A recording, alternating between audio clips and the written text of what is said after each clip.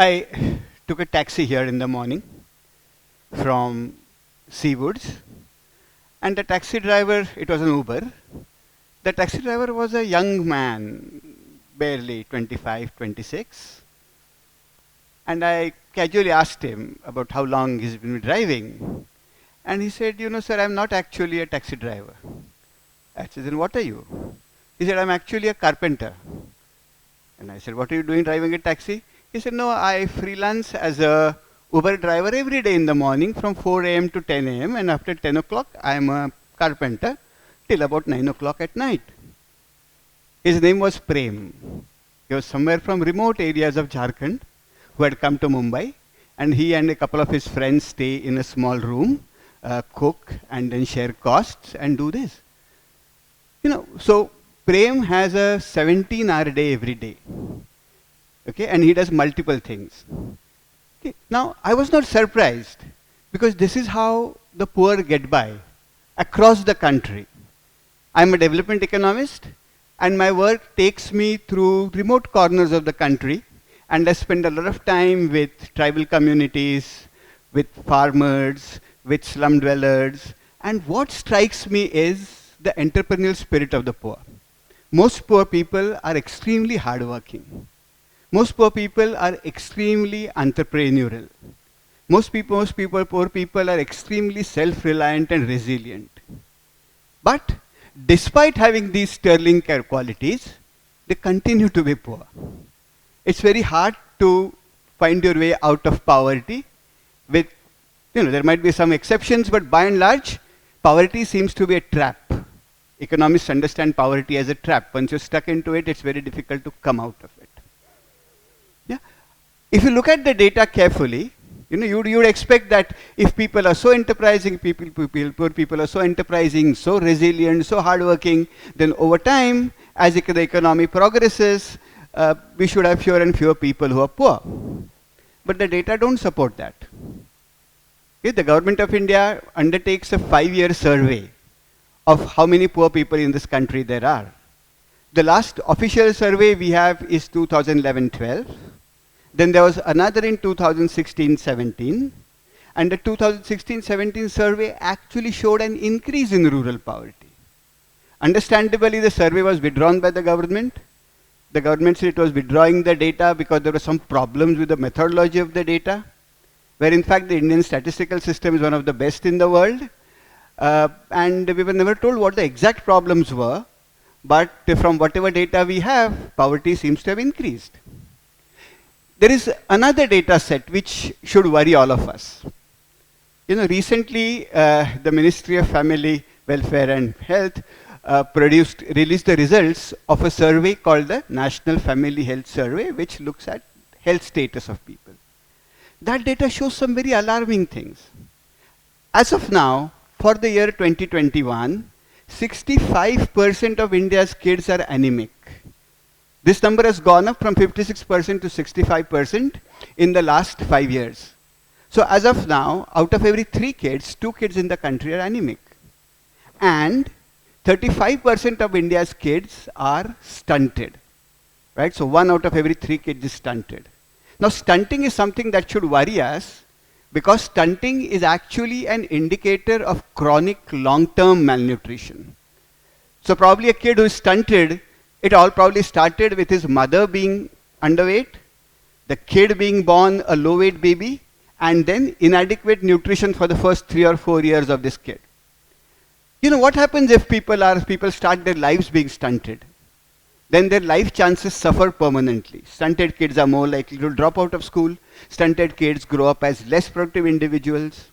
So we have a complex mix of poverty and ill health. And it is on a very large scale.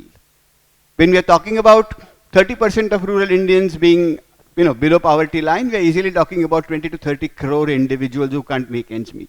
So if there is a public policy challenge that we have as of now, I think it is to do with ill health and poverty.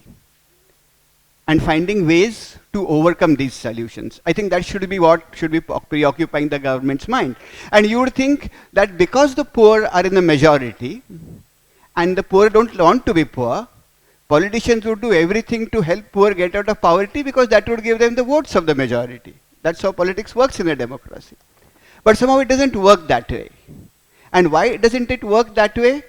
That's what I'm going to talk to you about today. Why do governments fail the poor? Why is it that governments seem to be finding a way out of poverty? I'll tell you a story. Right? Some of my personal experiences about 3 years ago. As I said, I work a lot with tribal communities in the state. Most of you would have heard of a district in Maharashtra called Gadchiroli. Have you heard of Garciroli? Yes, Garciroli is known to be a remote tribal district, and probably all that you have heard of it is Nakshal encounters. But Gadchiroli is actually a beautiful district. It's densely forested. I've seen sak teak trees, which are 25 meters tall, which have a girth of 3 meters, dense forests, beautiful tribal cultures, very nice, warm, hospitable people. It's a lovely place. But it gets into the news for bad reasons. So being a developmental economist and being ultra curious about these things, I said I'll make my way to Gadchiroli and find out what the issue is. And the first thing that I noticed about Gadchiroli district is that there is no reason why this district should be poor, because it has such lovely forests and such lovely forest products. One of the major products, I'll give only one example, one of the major forest products that could make Gadchiroli really rich is the flower of the maua tree. Have you heard of the maua tree? The maua tree grows mainly in central India, also in western India, and the tree flowers for about 2 months a year, that's February, March, and the flowers fall off in the morning, early dawn and early morning from the tree.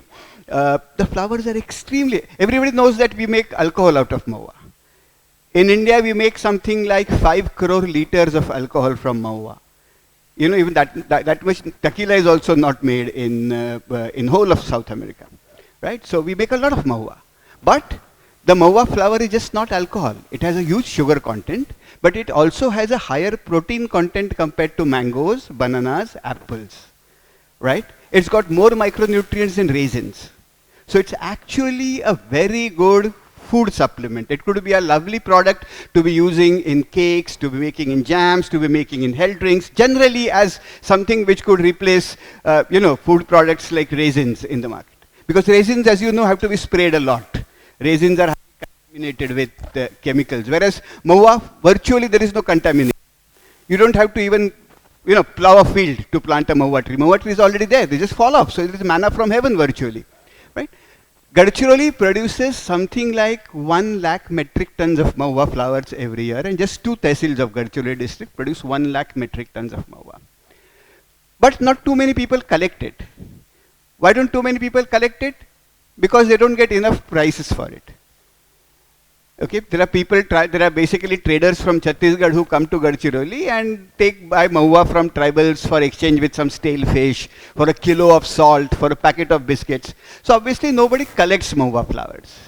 So I thought, let me find out where this maua goes. What happens to it, right? Where do these traders take the maua flowers? So I put together a group of young tribal children, and then we actually traced the people who were exchanging maua for biscuits and taking them. So we had long walks through forests, and we realized that these people actually taking this maua to small markets in Chhattisgarh. From there were other traders who brought this maua, and they went to even bigger towns. And ultimately the maua landed up in basically very large market towns like Raipur, where there were very big traders, large godowns, having capacities of 15,000 metric tons, 20,000 metric tons. And by the time maua reached there, it became 40 rupees a kilo, from 20 rupees a kilo to 40 rupees a kilo. So suddenly this was an eye-opener for all of us. Because look at selling maua at 40 rupees a kilo, right? And we have 1,000 metric tons. We have 1 lakh metric tons. Suppose we only collect half of it.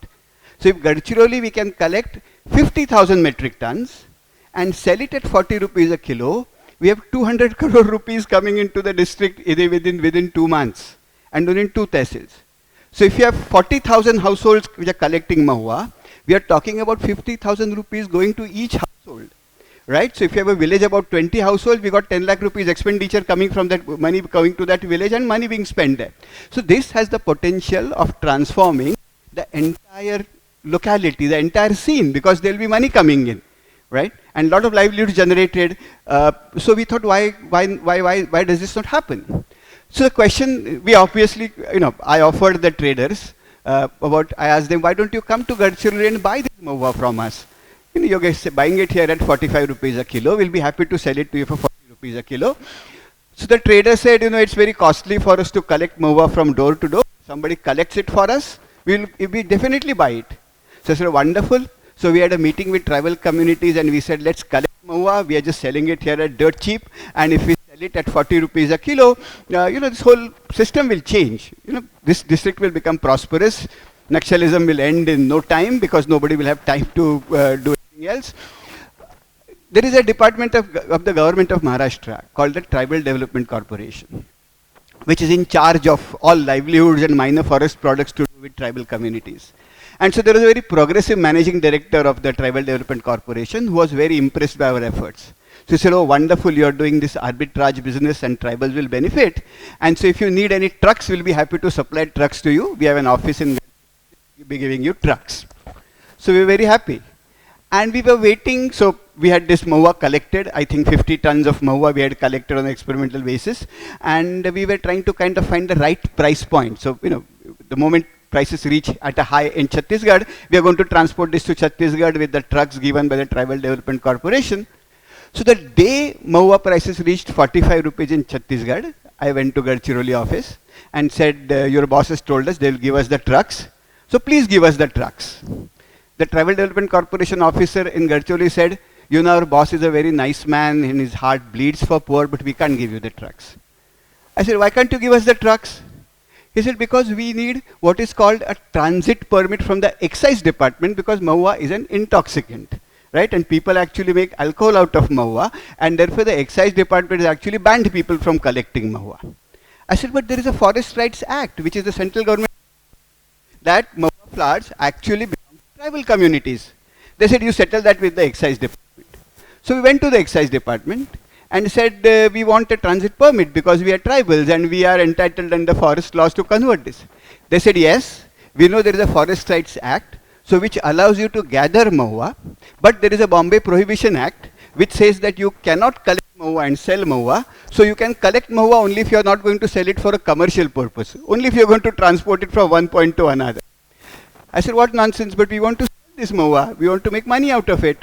They said, no, we can't give you a permit like this. So then the next question I asked them is, who has the permits? They said there are 13 permits given already in this district. We have stopped giving permits now because of the new Forest Rights Act, which says that that tribals have the right to collect mahua, so we can't legally give you permits, but we can't also allow you to transport. But there are 13 permits which have already been given. 12 of those permits are with the Forest Tribal Department. I said, wonderful, the tribal department has 12 of these licenses and it's their trucks which they should allow us to use. So I went jauntily back to the tribal development department and said, look, you guys have 12 permits, right? And you have the trucks. So it's your trucks, your permits, allow us to transport. They said, we can't do that. I said, why can't you do that? Because they said, our law says that if you want to transport mahua in our trucks, you have to first sell it to us. And there are two problems in selling it to us. Our price at which we buy mahua is only 19 rupees a kilo, whereas in the market it's 20 rupees a kilo. And secondly, we actually stopped buying any mahua because we don't know how to store it. We bought a lot of mahua some years ago and it got spoiled. So we have made a policy which is not buying mahua. So we can't give you the trucks. So the next question I asked him is, who's the 13th guy? And there was a trader, a private trader who stays in Gadchiroli. So we went and met him and he bought all our mahua 50 tons for 42 rupees a kilo and sold it at 45 rupees a kilo in Chhattisgarh. He made money, tribals made money, and it was a nice situation. So we thought, let's go and change this rule. This rule needs to change, right? Because this is something which can transform this entire poorest district of the state, which is Naxalite ridden. The government spends a lot of money actually trying to build roads and patrol the area and protect the area and fight the Naxals. But if you do this small policy change, okay, the Bombay Prohibition Act is there, in which there is mahua which is included. The law itself says that there is a gazette notification with which you can remove mahua, and so mahua can become free trade. So I spent a lot of time, I met the chief minister, I met the chief secretary. And every time the chief minister and chief secretary would say, yes, this is a wonderful idea, we must do this, they will call up the excise commissioner. I would go and with the excise commissioner, and the excise commissioner would be singularly unenthusiastic. So I tried to find out why they were unenthusiastic. Then one day in confidence, the excise commissioner told me, sir, if we actually open up this Mahua trade, the state's economy will face a major blow. I said, what do you mean the state's economy will face a major blow? He said, look here, Mahua, if we allow Mahua's free trade and free transport and free collection for anybody who wants to, then a lot of people will brew alcohol and drink it on their own, which means that they will not buy alcohol from our telas, which means that our excise revenues will suffer a big blow, and that blow will be so big that we can't simply change our Mahua policy. So you see, after pushing a lot now, there have been small changes have been made. So the point that I'm trying to make here is that development policies are, you see, governments often, many departments work at cross purposes. Most problems of poverty which are highly utilized work within a bigger and bigger and bigger problems. Right? So it's not just one single problem that works. And it really takes a massive political effort to sit down, synchronize everything, get all the laws together and drive policy. For which it is very essential that bureaucrats and politicians both are on the same page. Right? Bureaucrats have to manage the last mile effort, politicians have to provide the political support, the political capital. That is when states are functional. And very often, states are not functional like that. And because states don't function like that, because bureaucrats and politicians often have their larger agendas which run to cross purposes with each other, poverty issues remain continuous. So we have a situation where Gadchiroli districts will continue to remain backward, right? Instead of giving this 50,000 rupees to poor people on a market basis where government has to do nothing, not to invest a rupee, we'll keep on sending soldiers, we'll keep on sending C-60 commandos, we'll also continue to have Naxalite issues and we'll continue to have an aspirational district in the state because we don't want to really make that effort. Right? This is just one example of why poverty, illiteracy. So these are serious challenges in public policy, which I wanted to throw, speak before you. And so essentially, we need to kind of rethink our public policy entirely anew, right? Which will involve better synergies across departments, better data collection, better evidence-based policy, and better connectivity between politicians and bureaucrats. Thank you very much.